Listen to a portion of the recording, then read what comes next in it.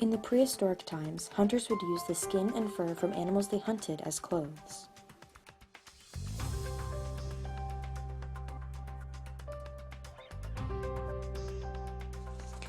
In the Middle Ages, peasants made the cloth and materials.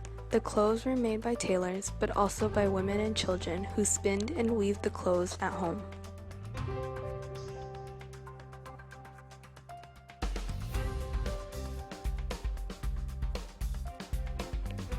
In the modern times, machines were developing.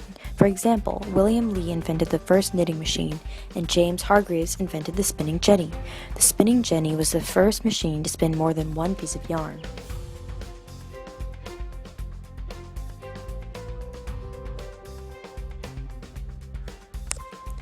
During the Industrial Revolution, clothes were not being made by spinning and weaving from home, but instead in factories and mills.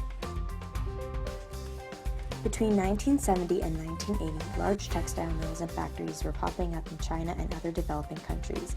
The US saw this as an opportunity for cheap labor and raw materials. In 1980, 70% of the clothing Americans bought were still made domestically, but well-known retail chains like Gap and JCPenney began to outsource production to factories overseas. This was due to the fact that in overseas factories, work was done at a very small cost, smaller than the cost of an American factory.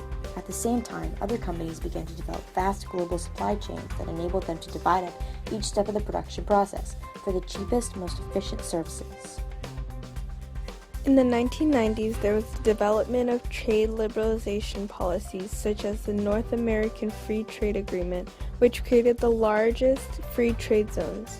According to the Bureau of Labor Statistics, between 1990 and 2011, almost 750,000 apparel manufacturing jobs disappeared due to American textile manufacturers. Almost 60 years ago, an average American family spent over 10% of their income on clothing and shoes. An average person would buy fewer than 25 items of clothing each year. About 95% of their clothes were made in the US. Today, an average American family spends less than 3.5% of their budget on clothing and shoes, but we buy nearly 20 billion items of clothing a year. Doing the math, that is around 70 items of clothing per person. Only 2% of that clothing is made in the US. Created using Powtoon.